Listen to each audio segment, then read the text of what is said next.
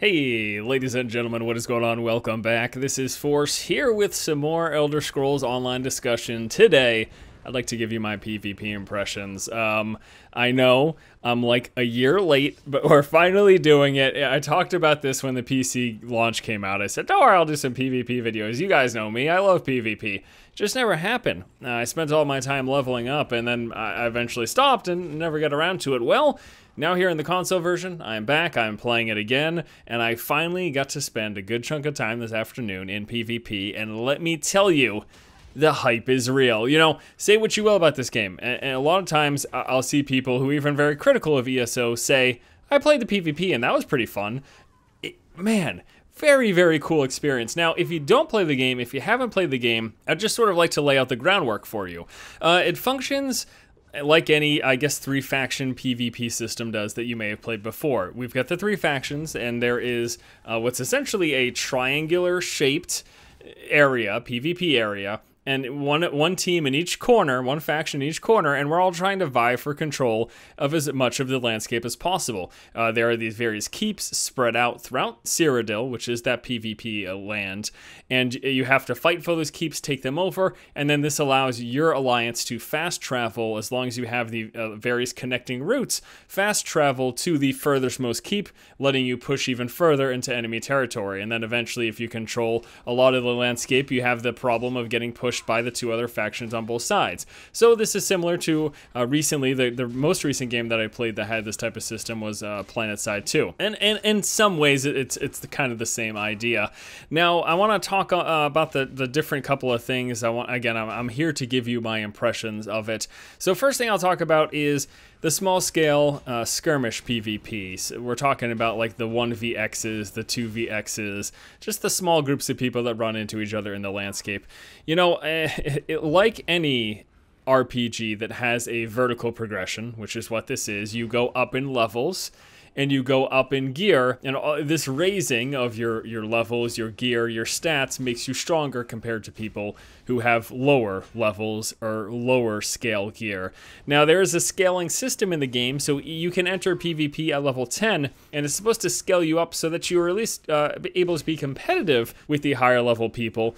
But generally speaking, if you pit 2 players against each other, one of them's level 30, the other one's VR14. The VR14, unless he just has no idea what he's doing or has a terrible build, most of the time is going to win. So for that reason, I feel like the small scale PvP isn't as fun. You know, if you're looking for like a truly competitive experience, that it won't happen unless you come up against someone who is your exact level and who at least has comparable gear, because there's even going to be discrepancy to a VR14, which is the max level in the game, a VR14 with all green gear, or a VR14 with all purple gear that has some the set bonuses that synergize together and that has a good build. When those 2 people face off against each other, the person with the better gear, the better set bonuses, again, is likely to win unless they're just completely incompetent. You know, I'm not gonna sit here and tell you I don't like it, because it's a lot of fun to like crush several people at once. I'm not gonna lie, like that is an absolute blast. But I will say it's not completely balanced in the 1v1 scenario with all of those variables. But in terms of like balance and fairness, it is what it is. It is what you come to expect it to be.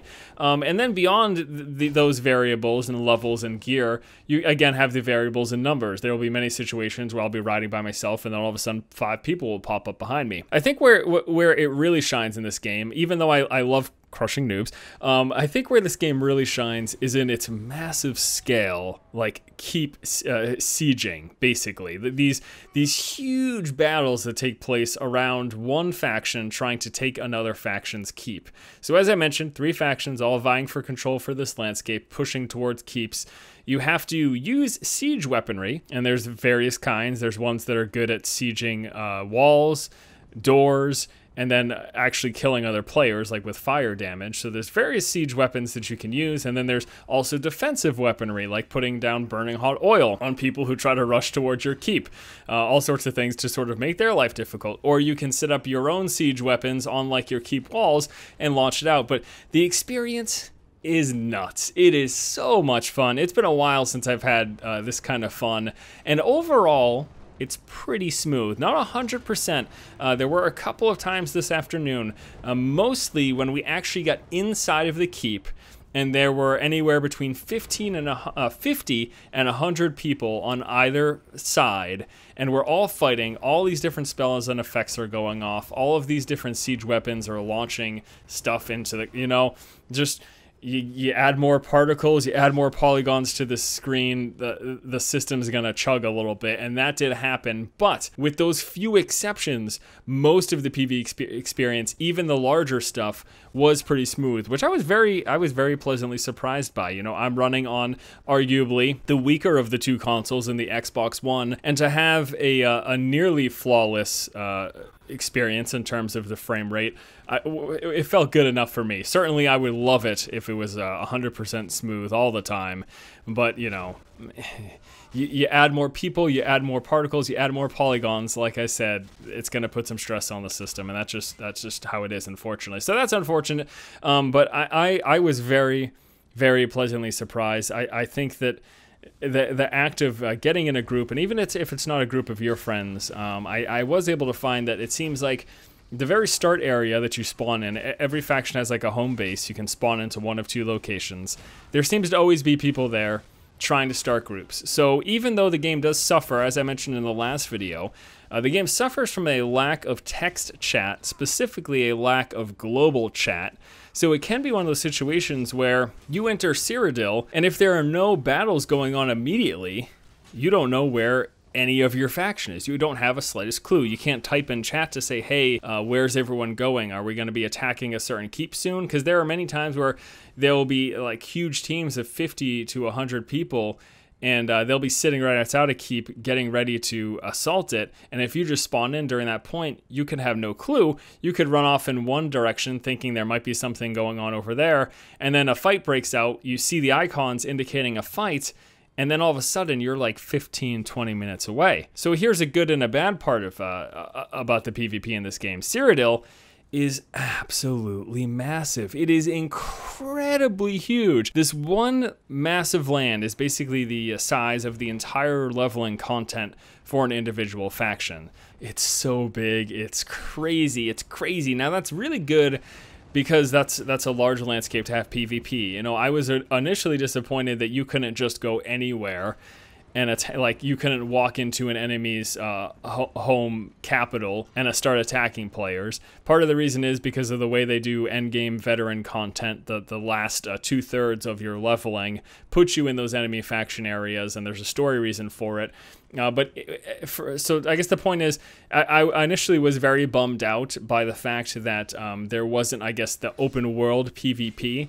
But the fact that the PvP zone is so incredibly massive, I think kind of makes up for it. And it's also a zone, you know, beyond the fact that we've got this backdrop of what takes place here is the PvP, the struggle for control of these various keeps.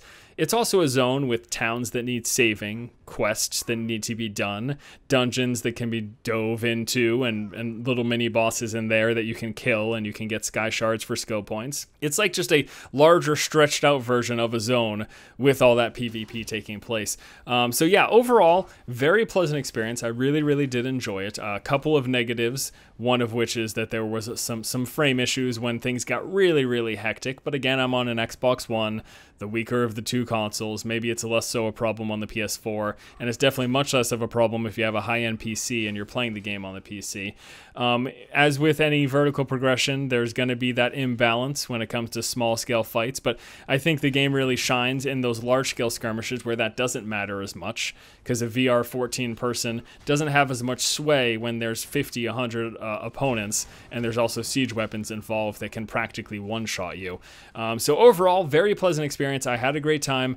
I do always feel like this sort of tug-of-war style PvP eventually just sort of wears out on me, because I know there's no end game to it. Like, the campaigns have various durations, and basically what you do is you try to play enough to get enough points to try to score high on the leaderboard so you can get rewards, but then it just resets and it starts all over again.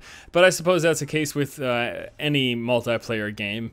You do match after match of Dota 2, you do match after match of your various FPS games, but I'm enjoying it for what it is now. It's, again, a lot of fun, specifically in those large-scale areas, and I do enjoy the small-scale PvP, if for no other reason than I like rolling over people, because it's kind of funny. Alright guys, thanks so much for watching. Hope you guys enjoyed this video, giving some of my impressions of the PvP in the console version of the Elder Scrolls Online. Sorry it took a year for this video to come out.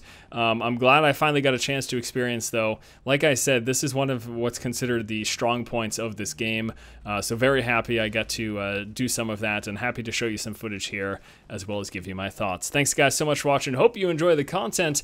I'll see you later.